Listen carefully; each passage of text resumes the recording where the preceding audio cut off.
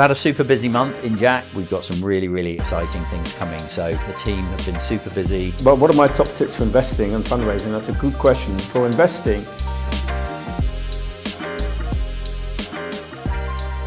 Hi there, welcome back to the JAAQ Journey. Sincere apologies for the delay and interruption. I know a number of people that watch this are avid followers. We get loads of great feedback. There's been a delay because my father has been seriously ill and been taken into hospital a number of times over the last month, and my mother was recently diagnosed with dementia.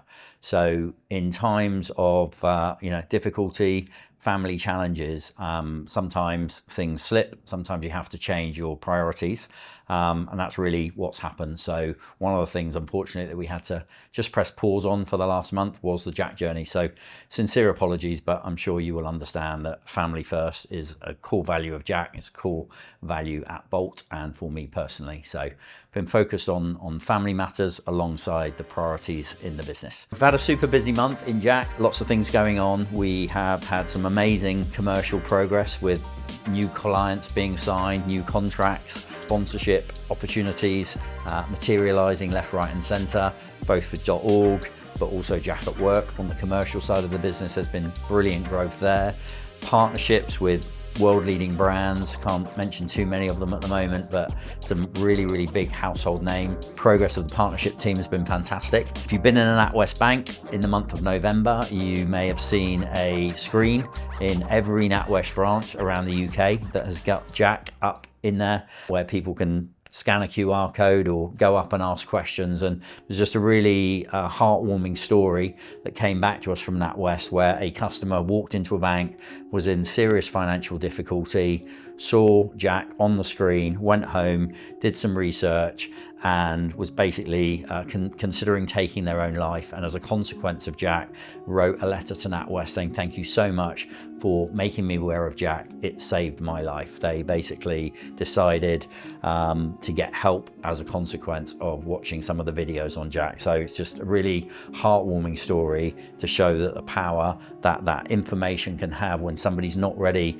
to pick up a phone or text a chat line, to actually go and get that type of information advice that is available for free for anybody anywhere in the world from JAAQ.org. JAAQ.org is the reason we do what we do every single day. The business itself is going through a fundraising process at the moment, the next stage of growth, the next stage of development, investing heavily into the business to grow it, to scale it. We've got some really exciting things coming. So the team have been super busy meeting family offices, ultra high net worth investors, strategic partners, talking about the future and the potential integration and growth and the backing and what they can bring to JAAQ, because that's something I think, from a fundraising perspective is really important. It's not just about the money, it's about people that can add value, organizations that are aligned from a value add and a values alignment point of view, where you can work together with a shared mission, grow the business. Very much how Bolt and JAAQ came together in the first place. In this episode, we are going to be meeting one of our angel investors, a very experienced guy called Peter, who was a former CEO of a division of Legal and General, a big kind of insurance firm. He'll be sharing with you some of his top tips on angel investing in JAAQ, some of the mistakes that he's made as an investor. I get a lot of inquiries and I get a lot of requests for investment. Will we invest into people's companies? So in this episode, we're going to be sharing a few top tips around investing in businesses and hear from one of our JAAQ investors. Hi, I'm Peter Chambers. I'm an investor in JAAQ. My background actually is investment management. I spent now 40 years in the industry, and more recently I chair small businesses that I believe are going to grow. But what are my top tips for investing and fundraising? That's a good question. For investing, I feel that you really need to understand the investment you're making. So for example, a company like JAAQ, you need to be able to understand what the business is, how it works, how it relates to its customers, how it makes money, and what the business model is overall. If you don't understand it, you can't really invest in it. So that's the first tip on that one. For fundraising, well, if you're fundraising with venture capital groups, what you've got to remember first off is that their first interest is themselves, not you.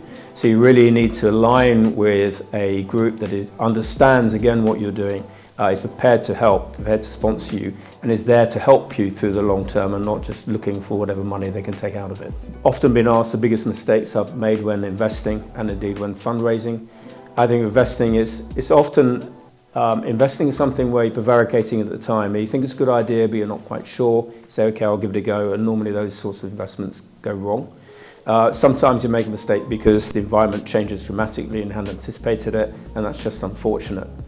On fundraising, I haven't made too many mistakes at this point, but you can have a lot of time wasted by talking to people that express a great interest in your business, a great interest in you, but ultimately are just trying to invest at a very, very cheap price, which is way below the area or the level at which you should be investing.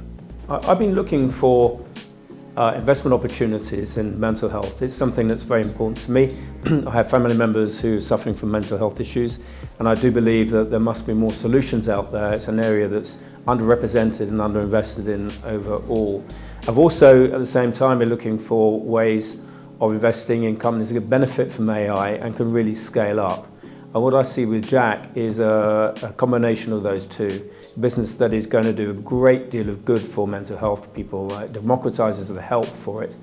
And at the same time, it can be a serious player with AI implications, because the application of AI to find individual solutions for each person's problems is absolutely there.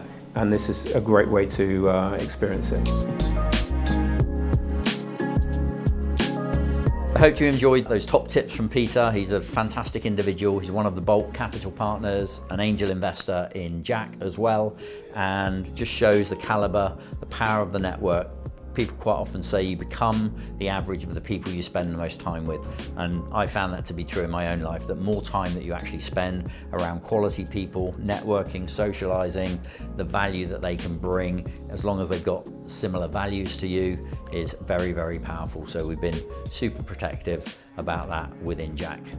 Hope you enjoyed this episode. Please, as always, if you know anybody that is struggling or challenged with their mental health or just wants to learn new techniques and strategies to improve their mental health, please recommend JAAQ.org. And I hope you are well. I hope your families are well. Thank you again, and apologies for the delay in this episode, and we will see you in the next one.